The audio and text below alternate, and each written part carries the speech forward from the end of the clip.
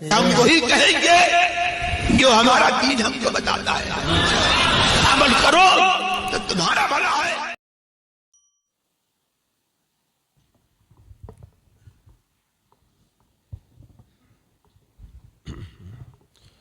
السلام علیکم ورحمۃ اللہ وبرکاتہ۔ الحمد للہ رب العالمین، والصلاة والسلام علی من کان نبیا وآدم بین الماء والطین، وعلی آلہ واصحابہ وازواجہ واہل بیتہ اجمعین، اما بعد، اعوذ باللہ من الشیطان الرجیم، بسم اللہ الرحمن الرحیم۔ وَقَضَىٰ رَبُّكَ أَلَّا تَعْبُدُوا إِلَّا إِيَّاهُ وَبِالْوَالِدَيْنِ إِحْسَانًا، صدق اللہ مولانا العظیم وصدق رسولہ النبی الامین المتین الکریم، ونحن علی ذلک لمن الشاہدین والشاکرین، والحمد للہ رب العالمین۔ کچھ عرض و معروض سے قبل انتہائی عقیدت و محبت کے ساتھ ہمارے اور ساری کائنات کے مرکز عقیدت حضور اکرم سید عالم نور مجسم محمد رسول اللہ صلی اللہ تعالیٰ علیہ وسلم کی پر نور بارگاہ میں درود و سلام کا ہدیہ پیش کر لیں۔ اللہم صلی علی سیدنا و شفیعنا و حبیبنا و مولانا محمد وبارک وسلم، صلاۃ و سلام علیک یا رسول اللہ صلی اللہ تعالیٰ علیہ وسلم۔ ہمارے معاشرے کا ایک اور بڑا اہم مسئلہ ہے جس کی طرف میں آج آپ کی توجہ دلانا چاہوں گا۔ عموماً آپ حضرات نے بارہا ماں کی فضیلت اور ماں کی عظمت کے بارے میں سنا ہوگا، اور ماں کا جو مقام و رتبہ ہے اس حوالے سے بہت کچھ آپ حضرات جانتے بھی ہیں، اور ہر کوئی بندہ اپنی ماں سے پیار کرتا ہے اور کرنا بھی چاہیے کہ وہ اللہ کا بہت بڑا انعام ہے بندے پر۔ لیکن یہ ایک حیرت انگیز بات ہے کہ شریعت مطہرہ نے، اللہ اور اس کے رسول نے جہاں ماں کی عظمتوں کو بیان کیا، وہیں پر باپ کے مقام و رتبے کو بھی واضح کیا۔ لیکن آج آپ نظر اٹھا کے دیکھیں، اللہ ماشاء اللہ، عموماً ماں کو جو اہمیت دی جاتی ہے، باپ کو وہ اہمیت عام طور پر اولاد نہیں دے پاتی ہے۔ آپ لوگوں نے جگہ جگہ یہ تو لکھا ہوا دیکھا ہوگا کہ ماں کی دعا، لیکن کوئی یہ نہیں لکھتا کہ باپ کی دعا۔ یعنی دعا تو جس طرح ماں کی دعا بھی بیٹے کے حق میں بڑی اہمیت رکھتی ہے، تو اسی طرح باپ کی دعا بھی تو بیٹے کے حق میں بڑی اہمیت رکھتی ہے۔ یہاں تک کہ اللہ کے رسول صلی اللہ تعالیٰ علیہ وسلم نے ارشاد فرمایا کہ باپ کی دعا اپنے بیٹے کے حق میں ایسے ہی ہے جیسے نبی کی دعا اپنے امتی کے حق میں۔ باپ کی دعا کی بھی بڑی اہمیت ہے۔ تو آپ حضرات ماں کی دعا تو بارہا سنتے رہتے ہیں، اپنی گاڑیوں پر بھی لکھواتے ہیں، اپنے گھروں پر بھی لکھواتے ہیں، لیکن باپ کے حوالے سے آخر ہمارا ایسا نظریہ کیوں؟ اور اگر یہ کڑوی بات میں عرض کروں تو غلط نہ ہوگا کہ چند کو چھوڑ کر عموماً باپ کو زندگی کے بہت سارے مسائل کے اندر، بہت سارے مراحل کے اندر اگنور کیا جاتا ہے، اور ماں کو عظمت ملنا چاہیے لیکن وہی عظمتیں باپ کو بندہ دینے کے لیے تیار نہیں ہوتا ہے۔ عام طور پہ آپ دیکھیں اپنی ماں کے ساتھ جو ہے وہ بیٹا جس انداز کے اندر ملتا ہے، اپنی باتیں شیئر کرتا ہے، اور جس طرح ہمدردی کا اظہار کرتا ہے، اپنا وقت دیتا ہے، باپ کے ساتھ میں ایسا رویہ وہ اختیار نہیں کرتا۔ ہاں یہ ہو سکتا ہے کہ کوئی یہ سمجھے کہ ماں چونکہ بڑی اوپن ہوتی ہے اپنی اولاد کے سامنے، اور وہ پوری طرح کھل کر کے بات کرتی ہے اور بے جھجک ہوتی ہے، اس کے اندر ہمدردی ہوتی ہے، رحم و کرم کا وہ ایک امڑتا ہوا سیلاب اپنے دل میں رکھتی ہے۔ لیکن وہیں پر ایک بیٹے کو یہ بھی سمجھنا چاہیے، باپ کی سختیاں، باپ کی ڈانٹ ڈپٹ، اور باپ کا جو ہے وہ بات بات کے اوپر تنبیہ کرنا، اپنی اولاد کو ٹوکنا، یہ اولاد کی زندگی کو سنوارنے ہی کے لیے ہوا کرتا ہے۔ اگر آپ اولاد کی زندگی سے باپ کی ڈانٹ ڈپٹ نکال دیں، باپ کی سختیاں نکال دیں، باپ کی تنبیہ کو نکال دیں، باپ جو بات بات پہ ٹوکتا ہے اس ٹوکنے کو نکال دیں، تو وہ معاشرے کے اندر اولاد آپ کو ایک بگڑی ہوئی اولاد نظر آئے گی۔ ایک معاشرے کے اندر جو ہے وہ برائی کے اندر مبتلا اولاد نظر آئے گی، کیونکہ ماں کی ہمدردیوں کے ساتھ میں اگر باپ کی ڈانٹ ڈپٹ نہ ہو تو وہ اولاد معاشرے کے اندر کبھی بھی ایک اچھی اولاد بن کر کے نہیں ابھر سکتی ہے۔ سورج گرم ہوتا ہے اور اس کے اندر گرمی ہوتی ہے، لیکن یہ بھی تو بندے کو سوچنا چاہیے کہ سورج اگر نہ ہو، اس کی اگر گرمی نہ ہو تو پھر اندھیرا چھا جاتا ہے۔ اسی طرح باپ کی اگر ڈانٹ ڈپٹ نہ ہو، خالی ماں کی نرمیاں ہو، تو آپ دیکھیں ان بچوں کو جو یتیم بچے ہیں، جن کے باپ بچپن کے اندر انتقال کر گئے، ان اولادوں کو آپ دیکھیں وہ معاشرے کے اندر کتنا بگاڑ کا شکار ہو جاتی ہیں۔ اس کی وجہ یہی ہے کہ ان کو ماں کی ہمدردیاں تو مل گئی اور یتیمی کی وجہ سے محبتیں تو مل گئی، لیکن باپ کی ڈانٹ ڈپٹ اور بات بات کے اوپر باپ کی تربیت انہیں میسر نہ آئی۔ تو ہم اپنے باپ کی جس ڈانٹ ڈپٹ کی وجہ سے اپنے باپ کو جو ہے وہ اس سے اپنی دوری اختیار کرتے ہیں، ہمیں اس بات کا احساس نہیں۔ اللہ تبارک و تعالیٰ نے ہماری زندگی کے اندر وہ کتنا بڑا رحمت کا گھنا سایہ ہمیں عطا فرمایا ہے۔ یہ بات میں آج اس لیے کر رہا ہوں، میرے پاس میں بہت سارے ایسے باپ آئے ہیں اتنے سالوں کے اندر جنہوں نے اپنی زبان سے خود کہا ہے کہ میرا بیٹا میری طرف توجہ نہیں دیتا ہے، اور کتنی جگہوں کے اندر یہ بات بھی مجھے سننے کو ملی کہ بیٹا اپنی زبان سے کہتا ہے کہ میرے باپ نے میرے لیے کچھ بھی نہیں کیا ہے۔ یہ میں جو ہے وہ باہر کی بات نہیں کر رہا ہوں، جس معاشرے کے اندر میں خود زندگی گزار رہا ہوں، اسی سوسائٹی اور اسی معاشرے کی بات کر رہا ہوں۔ اسی معاشرے کے لوگ میرے پاس آ کر کے روئے ہیں کہ میرا بیٹا میری طرف توجہ نہیں دیتا ہے، اور اسی معاشرے اور اسی سوسائٹی کی اولاد بھی میرے پاس آ کر کے یہ شکایت کی ہے کہ میرے باپ نے میرے لیے کچھ بھی نہیں کیا ہے۔ تو یہ ایک چونکہ بڑا اہم مسئلہ بن گیا، تو میں نے یہ سوچا کہ اس حوالے سے قرآن و سنت کی جو تعلیمات ہیں وہ آپ کے سامنے رکھی جائیں، تاکہ اس معاشرے کے اندر باپ اگر اپنی اولاد سے پریشان ہے یا اولاد کو اپنے باپ سے شکوہ ہے تو ان کا شکوہ دور ہو جائے۔ سب سے پہلے تو اس بات کا جو یہ شکوہ کیا جاتا ہے، اولاد جو یہ کہتی ہے کہ میرے باپ نے میرے لیے کچھ نہیں کیا، معلوم ہے وہ کچھ کا مطلب کیا لیتے ہیں؟ وہ کچھ کا مطلب یہ کہتے ہیں، ان کا کہنے کا مطلب یہ ہوتا ہے کہ ہمارے باپ نے ہمارے لیے پراپرٹی نہیں بنائی، ہمارے باپ نے ہمارے لیے جو ہے وہ کچھ جو ہے بینک بیلنس جمع نہیں کیا، اگر میرا باپ چاہتا تو یہ کر دیتا وہ کر دیتا۔ میں ایسی اولاد کو اور اس طرح کے بچوں سے یہ کہنا چاہوں گا، شاید آپ کو پتہ ہی نہیں ہے کہ آپ کے باپ نے آپ کے لیے کیا کیا کیا ہے۔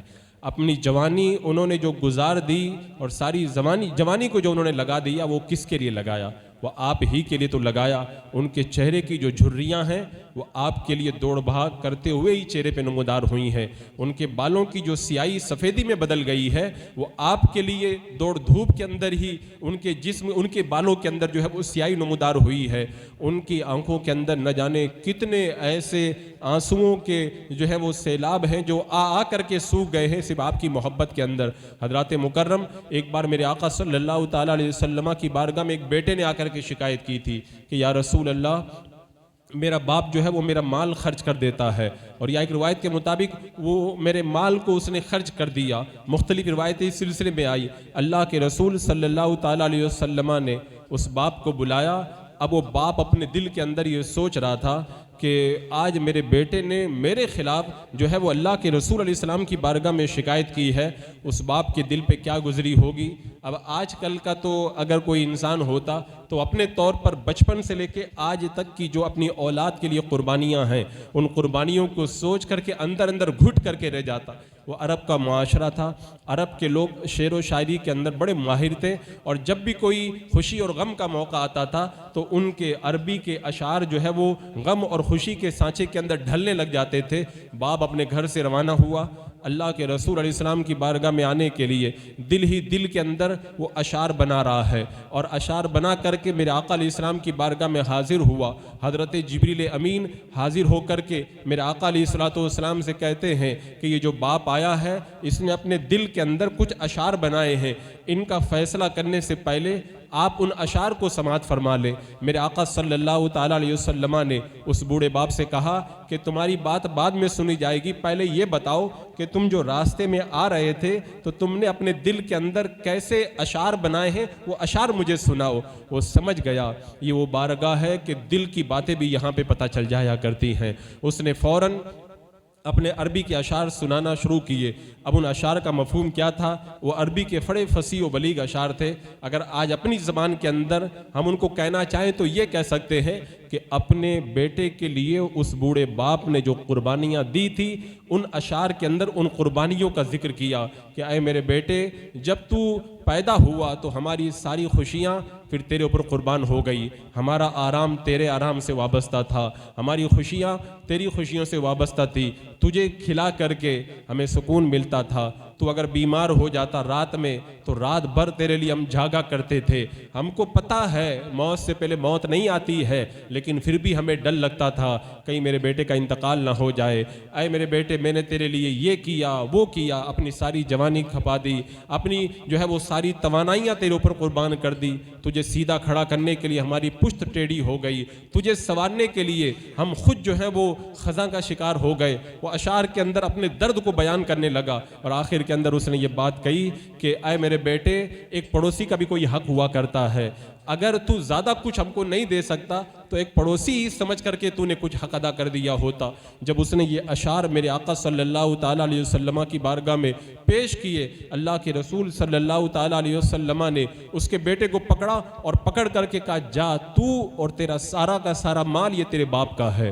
یعنی میرے آقا علیہ السلام نے اس کے اشعار سن کر کے یہ فیصلہ فرمایا کہ تھوڑے سے مال کی شکایت تو لے کر کے میری بارگاہ میں آیا، تو نے یہ نہیں دیکھا تیرے باپ نے تیرے لیے کتنی قربانیاں پیش فرمائی ہیں۔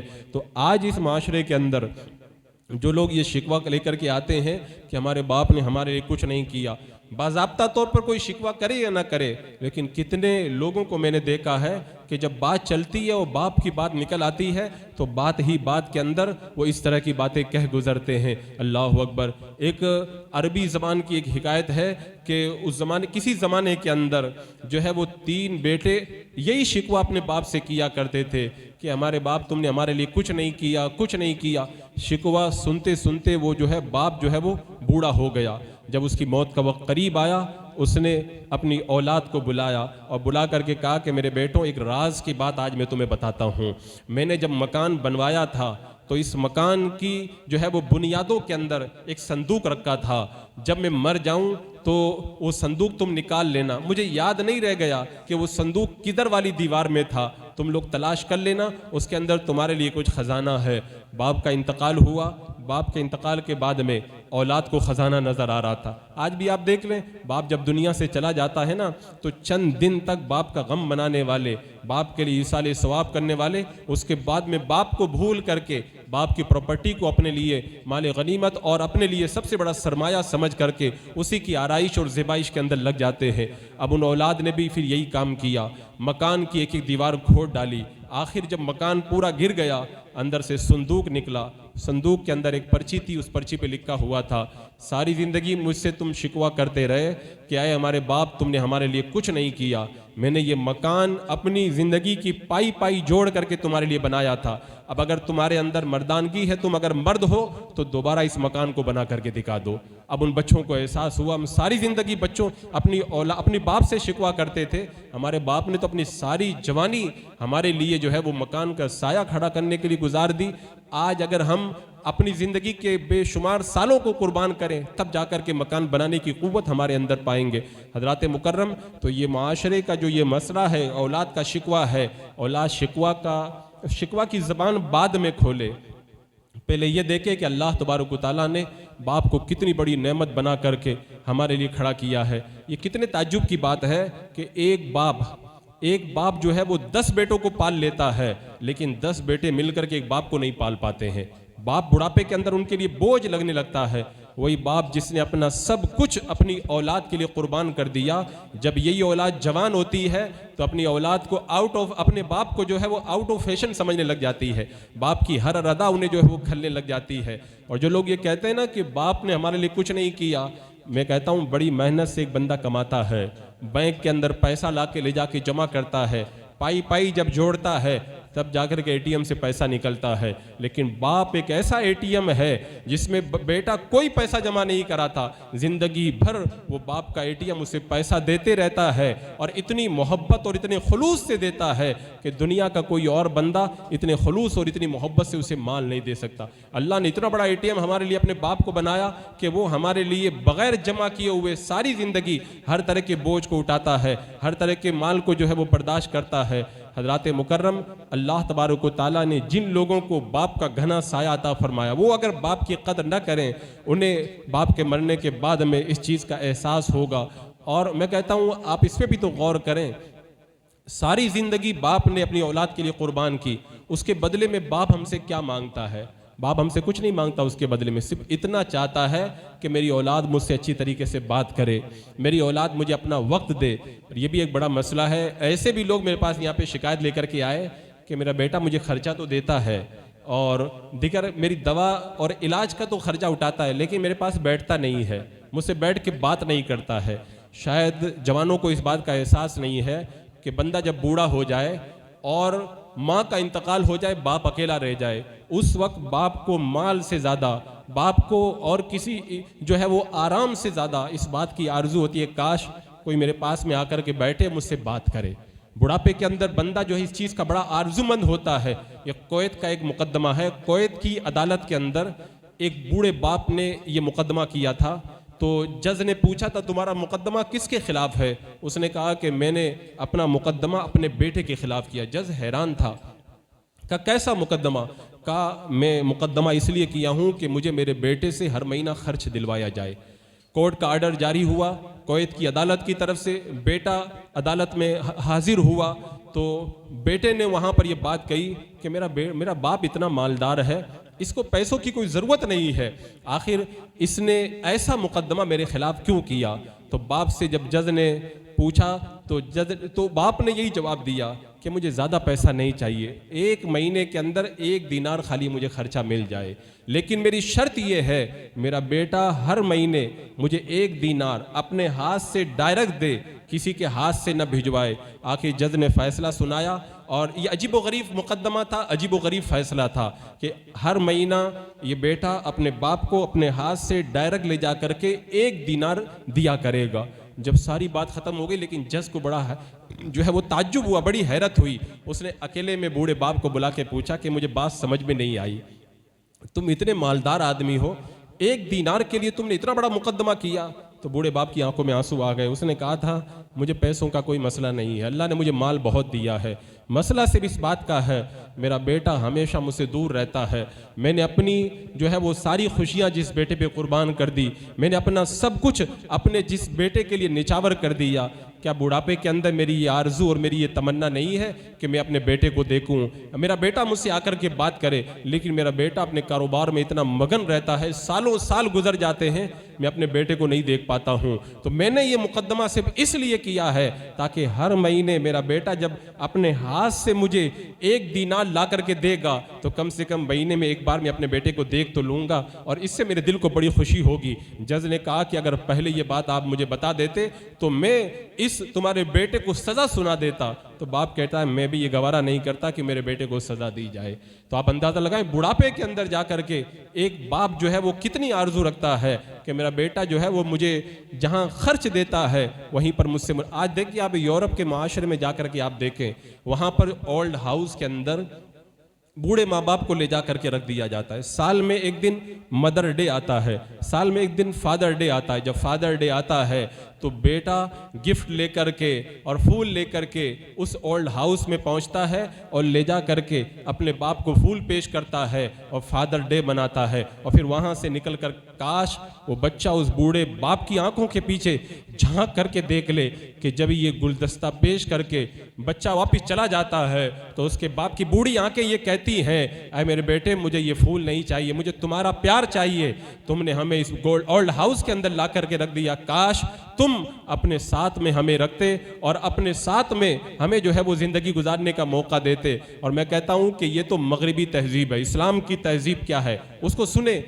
مغربی کلچر کے اندر سال میں ایک دن فادر ڈے آتا ہے, اسلام میں روزانہ فادر ڈے ہوا کرتا ہے. اسلام میں سال میں ایک بار مدر ڈے نہیں ہوتا ہے, اسلام کے اندر سال میں ہر دن مدر ڈے ہوتا ہے۔ میرے آقا صلی اللہ تعالیٰ علیہ وسلم نے ارشاد فرمایا، جو اپنے والدین کو، مفہوم حدیث ہے، اپنے والدین کو شفقت اور محبت کی نظر سے ایک بار دیکھ لے، اللہ تبارک و تعالیٰ اسے ایک حج مقبول کا ثواب عطا فرماتا ہے۔ تو وہ تو سال میں ایک دن مدر ڈے اور فادر ڈے مناتے ہیں، اسلام کہتا ہے تمہارا روزانہ فادر ڈے ہے، روزانہ مدر ڈے ہے، تم دیکھو اور اللہ تعالیٰ تمہیں حج مقبول کا ثواب عطا فرمائے۔ 3 لاکھ اور 4 لاکھ کی رقم بڑی مشکل سے لوگ جمع کرتے ہیں، کئی سالوں تک انتظار کرتے ہیں، حج کا فارم پاس ہوتا ہے، بڑی آرزوؤں و تمناؤں کے ساتھ میں حج کے لیے جاتے ہیں، خوشیاں مناتے ہوئے، اور اتنی مشقتوں کے بعد میں جب پلٹتے ہیں، کوئی گارنٹی سے یہ نہیں کہہ سکتا میں جو حج کر کے آیا ہوں یہ حج اللہ کی بارگاہ میں قبول ہو گیا ہے، لیکن میرے آقا علیہ السلام نے یہ گارنٹی عطا فرمائی، اپنے ماں باپ کو محبت کی نظر سے دیکھ لو، اللہ تمہیں حج مقبول کا ثواب عطا فرمائے گا۔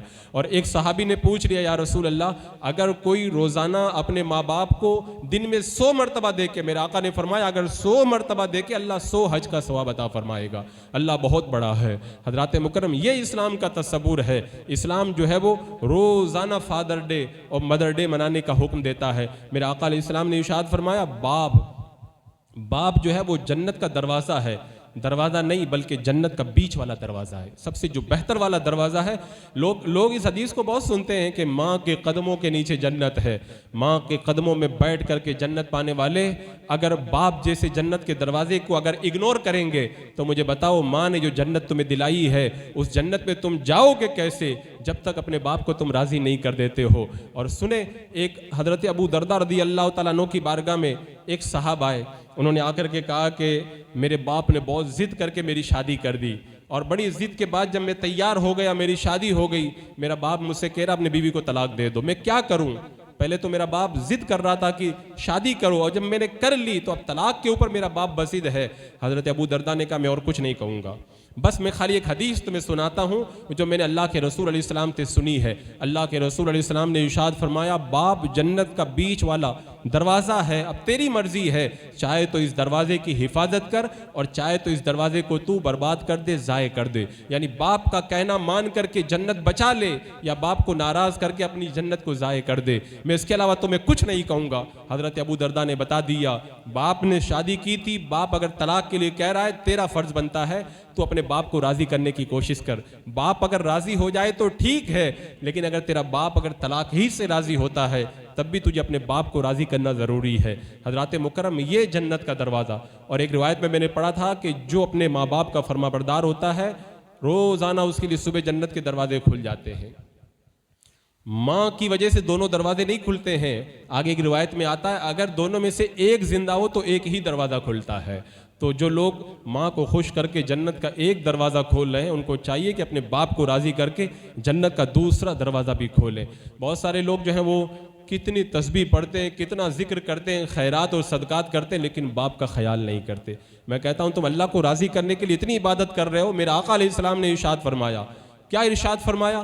اللہ اکبر کبیرہ۔ یہ جو پوری حدیث پاک ہے اس سے پہلے میں بیان کر چکا ہوں۔ ایک بار حضرت عمرو بن عاص رضی اللہ تعالیٰ عنہ اپنی بہو کے گھر گئے اور جا کر کے پوچھا کہ بتاؤ تمہارا کیا حال چال ہے؟ تو بہو نے کہا تھا کہ آپ کا بیٹا بہت نیک ہے، وہ رات بھر عبادت کرتا ہے، دن بھر روزہ رکھتا ہے۔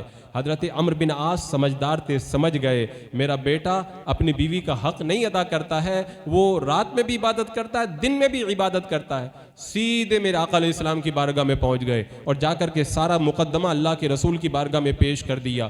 اللہ کے رسول علیہ السلام نے پھر کیا فرمایا کہ عبادت کے اندر تمہیں کتنا عبادت کرنا ہے اور کتنا حق ادا کرنا ہے۔ آخر میں ارشاد فرمایا کہ اللہ کی رضا، کیونکہ وہ جو عبادت کر رہے تھے اللہ کو راضی کرنے کے لیے کر رہے تھے، میرے آقا نے فرمایا اللہ کی رضا باپ کو راضی کرنے میں ہے اور اللہ کی ناراضگی باپ کو ناراض کرنے کے اندر ہے۔ یعنی میرے آقا نے بتا دیا تم جتنی عبادت کر رہے ہو اس عبادت کے اندر کچھ کمی کرو، نفلی عبادت کم کرو، اپنے باپ کو راضی کرو۔ اگر تمہارا باپ تم سے راضی ہے اللہ بھی تم سے راضی ہے، تمہارا باپ اگر تم سے ناراض ہے تو اللہ بھی تم سے ناراض ہو جائے گا۔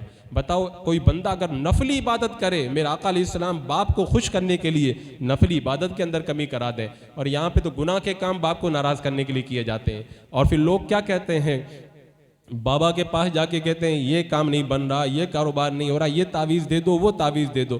کتنے لوگوں کو دیکھا گیا وہ کہتے ہیں کہ میں نے فلاں مزار کی جو ہے وہ حاضری بول دی ہے، وہاں پہ جانا ہے، وہاں پہ چادر چڑھانا ہے، وہاں پہ پھول چڑھانا، میرا یہ کام ہو جائے۔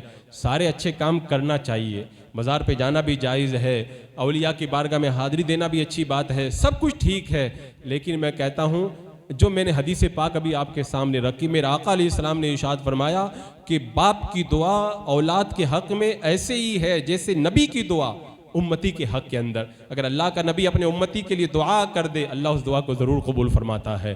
تو تم سب جگہ جاؤ لیکن پھر اپنے باپ کے قدموں میں تو آؤ۔ باپ کو چھوڑ کر کے تم ساری دنیا گھوم جاؤ، تمہاری آرزو پوری نہ ہوگی۔ میرے آقا فرماتے 3 دعائیں ایسی ہیں اللہ تبارک و تعالیٰ ان 3 دعاؤں کو ضرور قبول فرماتا ہے۔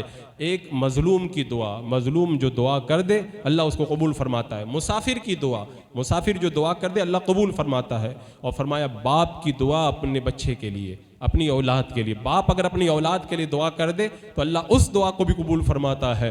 بہت سارے لوگ کیا سمجھتے ہیں کہ فلاں نیک آدمی ہے، وہاں جائیں وہاں جائیں، باپ تو نماز نہیں پڑھتا ہے، باپ تو نیک نہیں ہے۔ میں بتا دوں میرا آقا علیہ السلام نے شرط نہیں لگائی ہے باپ اگر اللہ کا ولی ہو، باپ خواجہ غریب نواز ہو، باپ غوث اعظم ہو تو دعا کرے تو قبول ہوتی ہے۔ نہیں نہیں، باپ چاہے کتنا بھی گنہگار ہے، اگر سنی صحیح العقیدہ ہے لیکن کتنا بھی برا ہے، وہ برا ہے بہرحال برا، لیکن اس کی زبان سے تمہارے لیے جو دعا نکلے گی وہ تمہارے لیے وہ ایسا بلند رتبہ رکھے گی۔ میرے آقا نے فرمایا اللہ تعالیٰ باپ کی دعا اپنی اولاد کے لیے رد نہیں فرماتا ہے۔ اگر تم ساری دنیا گھوم چکے ہو، تمہارا کام نہیں بنا ہے، تو آج اپنے باپ کے پاس چلے جاؤ اور اپنے باپ سے کہو کہ اے میرے والد محترم، میں نے یہاں بھی چادر چڑھا کے دیکھ لی، یہاں پہ بھی تعویذ کروا کے دیکھ لیا، سب جگہ گھوم کے میں آیا ہوں، مجھے یہ پتا چلا ہے باپ اگر اپنی اولاد کے لیے دعا کر دے تو یہ ایسے ہی ہے جیسے نبی اپنی امتی کے لیے دعا کرے۔ آج آپ میرے لیے دعا کر دیں۔ میں کہتا ہوں باپ نے اگر خوش ہو کر کے اپنی اولاد کے لیے دعا کر دی نا، اللہ تعالیٰ اس دعا کو رد نہیں فرمائے گا۔ حضرت موسیٰ علیہ السلام نے پوچھا تھا اللہ تبارک و تعالیٰ کی بارگاہ میں، اے اللہ جنت میں میرا رفیق کون ہوگا مجھے بتا دے، جنت میں میرا ساتھی کون ہوگا؟ رب نے فرمایا فلاں علاقے میں چلے جاؤ، ایک گوشت بیچنے والا قصاب وہ تمہارا جنت میں ساتھی ہے۔ چلے گئے، دن بھر دیکھا، حیرت میں تھے یہ جنت میں میرے ساتھ میں رہے گا۔ شام کا وقت ہوا، اس قصاب نے کہا میرے ساتھ میں گھر پہ چلیے، آپ کی دعوت ہے۔ گوشت لیا، گھر پہ چلا گیا۔ جب گھر پہ پہنچا گوشت تیار ہوا، حضرت موسیٰ علیہ السلام کو بھی کھلایا اور اپنے ہاتھوں سے لقمے بنا کر کے اپنے والدین کو بھی کھلانے لگا۔ اس کی ماں نے جب کھانا کھا لیا، اس کے بعد میں جو ہے اس کے والدین نے دعا کے لیے ہاتھ اٹھائے۔ حضرت موسیٰ علیہ السلام نے کان لگا کے سنا تو آہستہ آہستہ وہ دعا کر رہے تھے، اللہ میرے بیٹے کو جنت میں موسیٰ علیہ السلام کے ساتھ میں جگہ عطا فرما دے۔ حضرت موسیٰ علیہ السلام نے کہا اے مقدس والدین، اے بوڑھی ماں، اللہ نے تمہاری دعا قبول فرما لی ہے۔ تو کہاں کہاں کی ٹھوکریں کھا کر کے بندہ جب کام نہ بنا پائے تو اس کو چاہیے کہ باپ کے قدموں میں آئے۔ ماں کے قدموں میں تو بہت سارے لوگ آتے، باپ کے قدموں میں بھی آئے، کیونکہ یہ دونوں ایسی ہستیاں ہیں دنیا کے اندر کہ یہاں سے جو دروازہ کھلتا ہے وہ سیدھا رب کی بارگاہ میں جا کر کے کھلتا ہے۔ اور یہ ایک بڑا المیہ، بہت سارے لوگوں کے بارے میں یہ بھی سنا گیا باپ کے ساتھ میں غلط سلوک کرتے ہیں۔ روایت میں آتا ہے جیسا تم سلوک اپنے باپ کے ساتھ کرو گے ویسا ہی سلوک تمہاری اولاد تمہارے ساتھ میں بھی کرے گی، کیونکہ میرے آقا علیہ السلام نے ارشاد فرمایا بندہ اگر کوئی گناہ کرے تو اللہ تعالیٰ اگر چاہے تو اس گناہ کی سزا قیامت تک کے لیے اٹھا رکھے، قیامت کے دن سزا دے، لیکن والدین کے ساتھ میں اگر کوئی برا سلوک کرے گا اللہ تعالیٰ جیتے جی اس کی سزا اسے ضرور عطا فرما دے گا۔ دوسرے گناہوں کی سزا ہو سکتا ہے دنیا میں نہ ملے، آخرت میں ملے، لیکن ماں باپ کا دل دکانے والوں کو سزا اللہ تعالیٰ اس وقت دے دیتا ہے، جب تک اسی وقت دے دیتا ہے جب بندے دنیا کے اندر موجود ہوتے ہیں۔ آخرت کا عذاب تو الگ ہے۔ حضرت مولانا روم رحمۃ اللہ تعالیٰ نے بڑی پیاری بات فرمائی کہ ایک بیٹے کا اپنے باپ سے جھگڑا رہتا تھا۔ اب جھگڑا رہتا تھا، ایک دن بیٹا اپنے باپ سے کہنے لگا آپ جو ہے وہ یہاں پہ بہت تنگ کرتے ہیں، آپ ایسا کریں کہیں اور جا کے چلے جائیں۔ مولانا روم فرماتے ہیں باپ نے کہا کہ میں کہاں جاؤں گا، اگر تم کو لگتا ہے میں تمہارے پر بوجھ ہوں تو تم خود ہی مجھے چھوڑ کے آ جاؤ کہیں۔ بیٹا اپنے باپ کو لے کر کے چلا، جنگل میں پہنچا، اپنے باپ کو ایک درخت کے نیچے بٹھا دیا اور ایک کمبل دیا، کہا اس کمبل کو جو ہے وہ اپنے لیے اوڑھنے کے لیے استعمال کرنا۔ جب باپ چلا تھا بیٹا باپ کے ساتھ تو اس کا پوتا بھی ساتھ میں ہو گیا تھا۔ راستے کے اندر جب واپس پلٹنے لگے تو پوتا بولا کہ ابا جان مجھے ایک کام ہے، یہ چادر مجھے دیجئے۔ 2 ٹکڑے کر کے کہا کہ آدھی جو ہے وہ دادا کے پاس رہنے دیں، آدھی میرے پاس۔ باپ نے پوچھا کہ بیٹا اس چادر کو تو کیا کرے گا؟ تو بیٹے نے کہا کہ ابا جان آج جب آپ کے باپ بوڑھے ہو گئے, آپ ان کو جنگل میں چھوڑ کے جا رہے ہیں, کل آپ بھی تو بوڑھے ہوں گے تو آپ کو بھی جنگل میں چھوڑنے کے لیے آنا پڑے گا, تو یہ آدھی چادر میں نے سنبھال کے رکھی ہے, کل آپ کو جو جنگل میں چھوڑنے آؤں گا تو یہ آدھی چادر آپ کے لیے میں سنبھال کر کے رکھا ہوں, آپ کو دے دوں گا.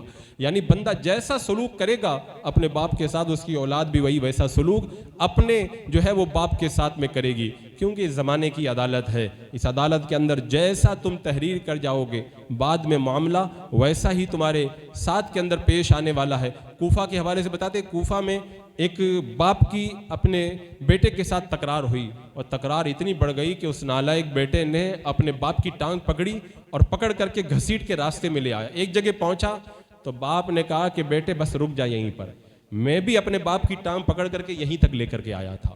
یعنی جو بندہ اپنے باپ کے ساتھ میں جو سلوک کیا تھا, بعد میں آنے والے وقت میں اس کی اولاد نے بھی اس کے ساتھ میں وہی سلوک کیا. تو حضرات مکرم, یہ جو آج عام طور پر ذہنیت بن رہی ہے کہ صرف ماں کے قدموں پہ جنت ہے, باپ کو اگنور کرو, یہ بڑی غلط سوچ ہے. اسلام اس سوچ کی نفی کرتا ہے. آپ حضرات کو شاید احساس نہیں ہوگا کہ میرا آقا علیہ السلام نے ان کی عظمتوں کو کتنا بلند کیا ہے. اور ایک بات یہاں پر یہ بھی ضروری ہے, اگر اولاد کچھ غلط رویہ اپنے باپ کے ساتھ کرتی ہے تو اس کے اندر باپ کی غلط تربیت کا بھی اثر ہوا کرتا ہے. تو ہم باپ ہونے کی حیثیت سے یہ بھی دیکھیں ہم باپ جو ہے وہ اولاد کی تربیت کیسی کر رہے ہیں. یہ دلی کی جامع مسجد ہے, دلی کی جامع مسجد کے اندر اورنگزیب عالمگیر کا دربار, اور وہیں پر ملا احمد جیمر رحمۃ اللہ تعالیٰ علیہ جو اورنگزیب کے استاد ہیں بیٹھے ہوئے ہیں. اللہ اکبر, اتنے بڑے پائے کے ولی, اتنے پائے کے محترم استاد. آپ جب بادشاہ کے پاس بیٹھے تبھی آپ نے دیکھا دہلی کی جامع مسجد کے دروازے پر ایک بوڑھا آدمی آیا. یہ ملا احمد جیون جو بادشاہ کے بھی استاد ہیں فوراً اٹھ کر کے کھڑے ہوئے, آگے بڑھے اور جا کر کے اس بوڑھے کے ہاتھ سے جو ہے وہ جوتا لیا اور جوتوں کو لے کر کے اپنے بغل میں دبایا. ادب کے ساتھ میں اس بوڑھے کو لے کر کے وضو خانے پہ لے گئے, وضو کروایا, وضو کروا کر کے اندر لائے اور لا کر کے نماز کے لیے کھڑا کیا. جب بادشاہ نے دیکھا تو بڑی حیرت کا اظہار کیا, آپ اتنے بڑے عالم ہو کر کے بوڑھے کی جوتے اٹھا رہے ہیں, اس کی اتنی خدمت کر رہے ہیں, ماجرا کیا ہے؟ اللہ اکبر. تو حضرت ملا احمد جیمر رحمۃ اللہ تعالیٰ علیہ نے کہا بادشاہ سلامت, آپ کو پتہ نہیں یہ بوڑھا کوئی معمولی بوڑھا نہیں ہے, یہ میرا باپ ہے جس نے مجھ کو پالا ہے, اور مجھے آج آپ جس مقام پہ دیکھ رہے ہیں اس مقام تک مجھے اس باپ ہی نے پہنچایا ہے. جب بادشاہ نے سنا کہ میرے استاد کا باپ آیا ہے, بادشاہ آگے بڑھے اور کہا کہ آپ تشریف لائے ہیں, ہمارے یہاں پر قیام کریں, آپ کو ہر طرح کی سہولت دی جائے گی. اب ملا احمد جیون کے والد کا جواب سنیں. جواب میں انہوں نے کیا کہا؟ جواب میں کہا کہ بادشاہ آپ کا بہت بہت شکریہ, مجھے دربار میں رہنا نہیں ہے, میں اس لیے نہیں آیا ہوں, میں ایک بات دیکھنے کے لیے آیا تھا. میں نے اپنے بچے کو بڑے پیار سے پالا, اپنے سارے جو ہے وہ سکھوں کو اپنے بچوں پہ قربان کر دیا, اس کو پڑھا لکھا کے اس مقام تک پہنچایا کہ آج بادشاہ کے دربار میں بیٹھنے کے لائق ہو گیا اور بادشاہ اس کا ادب کرتا ہے. میرے دل میں یہ خیال آیا کہیں بادشاہ کے دربار میں رہ کر کے میرے بیٹے کا دماغ تو نہیں خراب ہو گیا اور میرا بیٹا جو ہے وہ غرور کے اندر تو مبتلا نہیں ہو گیا. میں یہ دیکھنے کے لیے آیا تھا میرے بیٹے کے اندر دینداری باقی ہے کہ نہیں. آج میں آیا آپ کے دربار کو چھوڑ کر, میرا بیٹا جس طرح سے میرا ادب کر رہا ہے میں سمجھ گیا ہوں, میں نے اپنے بچے کو جو پڑھایا تھا اس کی برکتیں آج بھی موجود ہیں اور میرے بچے کے دل کے اندر میرا ادب آج بھی موجود ہے. بس میں یہی دیکھنے آیا تھا, میں نے یہ نظارہ کر لیا ہے. حضرات مکرم, آج معاشرے کے اندر گھوم کر کے دیکھ کے میں نے اپنی نگاہوں سے دیکھا ہے, ہو سکتا ہے آپ نے بھی دیکھا ہو, جب بیٹا کوئی بڑا ڈاکٹر بن جائے, بڑا کچھ بن جائے اور اس کا بوڑھا باپ جو دیہات کا رہنے والا ہے پھٹے پرانے کپڑوں میں اگر باپ کے آفس میں پہنچ جائے نا تو باپ کو ناگواری کا احساس ہوتا ہے. اور ایسا بھی میں نے سنا بہت بڑے ایک آدمی کے بارے میں کہ جب وہ بوڑھا باپ اس کا اپنے بیٹے کے پاس میں پہنچا, بیٹا بڑا عزت دار تھا, کسی نے پوچھ لیا کہ بوڑھے کون ہے تو معاذ اللہ اس نے کہا کہ یہ میرا نوکر ہے, معاذ اللہ رب العالمین. یعنی اس کو اس بات کے کہنے میں شرم آئی کہ اتنا جو ہے وہ گندے کپڑوں کے اندر میں کیسے اس کو اپنا باپ کہوں. میں کہتا ہوں جس باپ نے خود پھٹے پرانے کپڑے پہن کر تمہیں اچھے کپڑے پہنائے, خود جو ہے وہ رات میں جاگ کر کے تمہارے سکھ کا انتظام کیا, جو تمہارے لیے دن بھر پریشان رہا, رات بھر بیتاب رہا, آج تم اس باپ کے سہارے کو پا کر کے جب ترقی کر گئے تو تمہارا باپ تمہیں آج نوکر نظر آتا ہے. میرا رب قرآن پاک میں کیا فرماتا ہے؟ اللہ تعالیٰ ارشاد فرماتا ہے کہ وقر رب ارحمہما کما ربیانی صغیرا، اللہ کی بارگاہ میں یہ دعا کرو اللہ میرے ماں باپ پر رحم کر جیسا انہوں نے بچپن میں میرے اوپر رحم و کرم کیا ہے۔ اور رب نے کیا فرمایا، وَاخْفِضْ لَهُمَا جَنَاحَ الذُّلِّ مِنَ الرَّحْمَةِ، اپنے والدین کے لیے تو مفہوم آیت یہ ہے کہ محبت سے بچ جا، جو ہے وہ محبت سے اپنے پروں کو بچھا دے۔ یعنی پرندہ جب ہوا میں اڑتا ہے نا تو پر کھول لیتا ہے، لیکن جب زمین پہ آتا ہے تو پروں کو سمیٹ لیتا ہے۔ یعنی یہ اشارہ کر دیا تو بڑا عہدیدار ہے، بڑا منصب والا ہے، سب کچھ ہے، لیکن تیرا جتنا منصب ہے باہر رکھ، جب اپنے ماں باپ کے سامنے آئے تو اپنا سارا منصب چھوڑ کر کے ان کے قدموں میں آ کر کے بیٹھ جا۔ اور ایک یہ بھی ایک المیہ ہے، میں نے بہت سے لوگوں کے بارے میں یہ سنا نا کہ وہ ماں کا ادب زیادہ کرتے ہیں، باپ کو اگنور کرتے ہیں، یہ کہتے ہیں کہ ماں نے میرے لیے بہت کچھ کیا ہے۔ میں آپ کو بتاؤں، اگر باپ نہ ہونا تو ماں بھی تمہارے لیے کچھ نہیں کر سکتی یہ صحیح ڈھنگ سے۔ باپ جب دھوپ کے اندر تپتا ہے، سردی کو برداشت کرتا ہے اور پیسہ کما کر کے جب ماں کے حوالے کرتا ہے تب ماں جا کے تمہاری تربیت کرتی ہے۔ اگر ماں نے تمہاری ہر خواہش کو پورا کیا، اس میں تمہارے باپ کی قربانیاں بھی ہیں۔ اگر ماں نے تمہیں پیار سے پالا، اس پیار کے اندر باپ کا پسینہ بھی شامل ہے۔ اگر تمہاری ماں نے تمہیں جو ہے وہ سب کچھ مہیا کیا تو ان کے پیچھے بھی تمہارے باپ کا بہت کچھ موجود ہے۔ شاید اس بات کا بہت کم لوگوں کو احساس ہوگا، گھر کے اندر ٹھنڈے پنکھے کے نیچے ماں جب بیٹھ کر کے تمہیں پال رہی ہوتی تھی، اس وقت بھی تمہارا باپ دھوپ کے اندر تپ کر کے تمہارے لیے روزی کمانے کے اندر لگا ہوا ہوتا تھا۔ عید کے دن کون نہیں چاہتا کہ میں اپنے بچوں کے ساتھ میں رہوں؟ بقرعید اور خوشیوں کے موقع پہ ہر بندے کی تمنا ہوتی ہے میں اپنی اولاد کے ساتھ گزاروں۔ ماں عید کی خوشیاں تمہارے ساتھ میں شیئر کرتی رہی اور باپ کو اتنا بھی موقع نہ ملا وہ عید کے دن آ کر کے تم سے ملاقات کر سکتا۔ کیوں؟ اسے اس بات کا درد تھا اگر میں عید و بقرعید منانے ہمیشہ اپنی اولاد کے پاس پہنچتا رہا تو میری اولاد کے لیے جو روزی کا انتظام کہاں سے ہوگا؟ تو اگر کوئی ماں کی قربانیوں کو یاد کرتا ہے اور باپ کی قربانیوں کو بھول جاتا، بہت بڑا ظالم ہے، اسے پتہ ہی نہیں ہے ماں کی قربانیوں کے پیچھے باپ کا کتنا بڑا کردار موجود ہے، باپ کا کتنا پسینہ شامل ہے۔ اس کو یہ بھی نہیں احساس ہے پردیس کے اندر باپ جب خرچ کا انتظام نہ کر پاتا تھا تو راتوں میں اس کی نیند اڑ جاتی تھی اور بستر پر پڑے پڑے اس کی آنکھوں سے آنسو ٹپک جاتے تھے کہ مہینہ پورا ہونے والا ہے، مجھے بچوں کے لیے خرچ بھیجنا ہے۔ تم کہ تو باپ نے میرے لیے کچھ نہیں کیا۔ اگر تم کبھی اس مقام اور منصب پہ آؤ گے تب تمہیں اس بات کا احساس ہوگا باپ نے تمہارے لیے کیا کچھ کیا ہے۔ حضرات مکرم، یہ جو باپ کو اگنور کرنے کا ہمارے معاشرے کے اندر فیشن چلا ہوا ہے نا، یہ فیشن ہمیں ختم کرنا ہوگا۔ ماں کی فضیلتیں سنی اور بلا شبہ فضیلتیں ہیں، لیکن باپ کی عظمتیں کم نہیں ہیں، باپ کا مقام و رتبہ کم نہیں ہے۔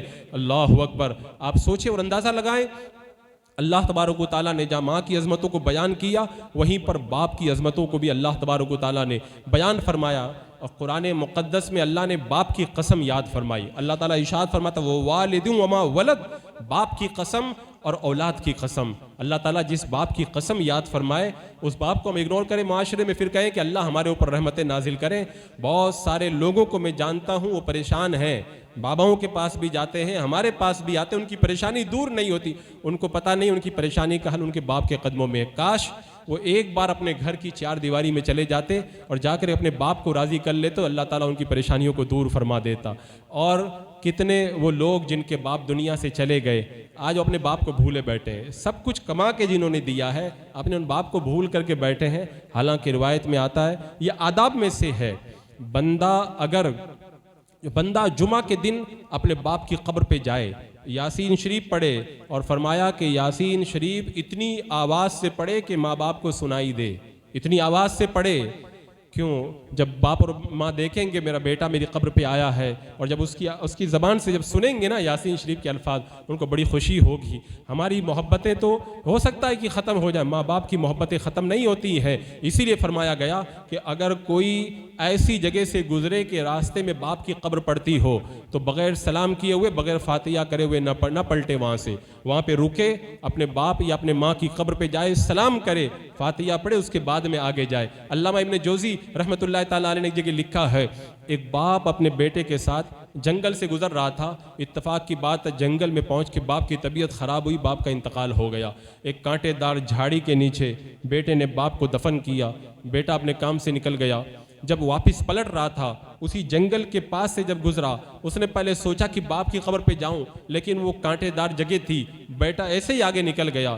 باپ کی آواز آتی ہے، بیٹا تو یہاں سے گزر رہا ہے اور میری قبر پہ سلام اور فاتحہ کے لیے نہیں آ رہا، یاد کر اگر تیری قبر یہاں پہ ہوتی اور میں یہاں سے ہو کر کے نکلتا تو میں تجھے سلام کیا اور تجھ پر فاتحہ بڑے بغیر یہاں سے نہیں نکلتا. یہ باپ کا قلب ہوتا ہے, یہ باپ کا جگر ہوتا ہے. اپنی جوانی کو قربان جس بیٹے کے لیے باپ کر دیتا ہے, وہ باپ بڑھاپے کے اندر بھی یہ چاہتا ہے کہ میرا بیٹا خوش رہے. لیکن پتہ نہیں کیسی اولاد ہے, وہ کہتی ہے میرے باپ نے میرے لیے کچھ کیا ہی نہیں ہے. اور جب باپ بڑھاپے میں پہنچ جائے, تم اچھے کپڑے پہنتے ہو, اچھی گاڑیوں میں گھومتے ہو, تمہارے باپ اگر پرانے زمانے کے ہیں, وہ کپڑوں کا اسٹائل اگر تمہیں پسند نہیں ہے, ان کا رہنا اگر تمہیں پسند نہیں ہے, ان کی کھانسی سے تمہیں تکلیف ہوتی ہے, کم سے کم اتنا بھی تو سوچو یہ ساری چیزیں بچپن میں تمہارے ساتھ بھی گزری تھی, تمہارے باپ نے گوارا کیا تھا, آج تم کیوں نہیں گوارا کرتے ہو. اور فرمایا گیا حدیث پاک کے اندر, ایک صحابی میرے آقا علیہ السلام کی بارگاہ میں آئے, کہا یا رسول اللہ جب میرے ماں باپ زندہ تھے میں اچھا سلوک کرتا تھا, اب میں کیا کروں. میرے آقا نے فرمایا جب تم اپنے لیے نماز پڑھو تو اپنے ماں باپ کے لیے بھی نماز پڑھو, جب اپنے لیے روزہ رکھو تو اپنے ماں باپ کے لیے بھی روزہ رکھو. بتا دیا کہ ان کو بھی ایصال ثواب کرتے رہو. اور میرے آقا علیہ السلام نے ارشاد فرمایا جو اپنے باپ کی طرف سے یا اپنی ماں کی طرف سے حج کرے, اللہ تعالیٰ اس حج کا ثواب ان کو بھی عطا کرے گا, اور جو بیٹا حج کر رہا ہے اللہ تعالیٰ اس کو 10 حج کا ثواب عطا فرمائے گا. ان 10 حجوں کو چھوڑ کر کے ہم ادھر ادھر چکر لگا رہے ہیں. کتنی خوشی کی بات ہوگی کہ بندہ جو ہے وہ ادھر ادھر بھاگنے کے بجائے اللہ کے محبوب صلی اللہ علیہ وسلم کے فرمان پہ عمل کر کے اپنے باپ کو راضی کرنے کی کوشش. فرمایا گیا جو بندہ اپنے باپ کی قبر پہ جاتا اللہ تعالیٰ اس کے سارے گناہوں کو بخش دیتا ہے. اور باپ کی قبر پہ جانے کے بارے میں ایک روایت یہ بھی ہے کہ جو بندہ اپنے باپ کی قبر پہ حاضر ہو اللہ تعالیٰ اسے حج مقبول کا ثواب عطا فرماتا ہے. اور جو بندہ بار بار اپنے باپ کی قبر پہ جاتا ہے جب وہ مر جائے گا اللہ تعالیٰ فرشتوں کی ڈیوٹی لگا دے گا تم اس کی قبر پہ روزانہ حاضری دیا کرو. بتاؤ کتنی شفقتیں اور محبتیں ہمارے اوپر ہوتی ہیں کب, جب ہم اپنے باپ کو خوش کریں, اپنی ماں کو راضی کریں. یہ ماں کے حوالے سے تو بہت بیان کیا گیا, میں نے باپ کا ذکر خاص طور سے اس لیے چھیڑا. آج معاشرے کے اندر باپ کو بڑا اگنور کیا جا رہا ہے اور ساری فضیلتیں اٹھا کے ماں کی جھولی میں ڈال دی گئی. ماں کی فضیلتیں بہت بلند ہیں, لیکن اس کا یہ مطلب نہیں کہ باپ کی فضیلتوں کا دروازہ بند ہے. اللہ تبارک و تعالیٰ نے اس کو بھی بڑا مقام عطا فرمایا ہے, اس کی رضا میں اپنی رضا رکھی ہے, اس کی ناراضگی میں اپنی ناراضگی رکھی ہے. لہذا اگر ہو سکے اپنے باپ کو خرچ بھی دو, اور خالی خرچ دینے پہ اکتفا مت کرو بلکہ اپنے باپ کے قدموں میں تھوڑی دیر جا کر کے بیٹھو. اگر تمہاری ماں کا انتقال ہو گیا, باپ تنہا ہے, اسے کسی کا پیار چاہیے, اسے ایسا پیار چاہیے جب میں کھانا کھانے کے لیے بیٹھوں تو کوئی میرے پاس میں آ کر کے بیٹھے تاکہ میرا دل بہلائے. ایک بوڑھا 90 سال کا بوڑھا میرے پاس میں آیا اسی علاقے کا, آ کر کے میرے پاس رونے لگا, رو کر کے کہنے لگا میں اکیلا کھانا کھاتا ہوں, میرے پاس کوئی بیٹھنے کے لیے بھی نہیں ہوتا, کھانا تو مجھے لوگ دیتے ہیں لیکن میں اکیلا ایسے کھا کے میرا دل چاہتا کوئی میرے پاس میں بیٹھے. جب میں اپنے بیٹے کو کہتا ہوں تو وہ سنائی نہیں کرتا. میں نے اس کے بیٹے کو بلا کر کے ڈانٹا, تمہارا باپ تم سے مال نہیں مانگ رہا ہے, وہ تم سے 2 بات کرنا چاہتا ہے. کیوں؟ اس نے اپنی جو ہے سیدھی پیٹھ جو ہے وہ تمہارے لیے ٹیڑھی کر لی ہے, اپنے سب سیاہ بالوں کو تمہارے لیے اس نے سفید کر لیا. کیا تم اپنے باپ کو 2 جملے بول کر خوش بھی نہیں کر سکتے؟ تو میں کہتا ہوں یہ ہمارے معاشرے کا ایک گھر کا دکڑا نہیں ہے, یہ بہت سارے گھروں کا یہ دکڑا ہے. توجہ دینے کی ضرورت. اللہ تعالیٰ ہمارے والدین کا سایہ ہمارے سروں پر ایسے ہی قائم و دائم رکھے, یہ رحمتوں کی برسات ہمارے اوپر ایسے ہی برستی رہے, اور جن کے ماں باپ ایک یا دونوں دنیا سے جا چکے ہیں اللہ تعالیٰ ان کی قبروں پر رحمت و انوار کی بارش نازل فرمائے. السلام علیکم.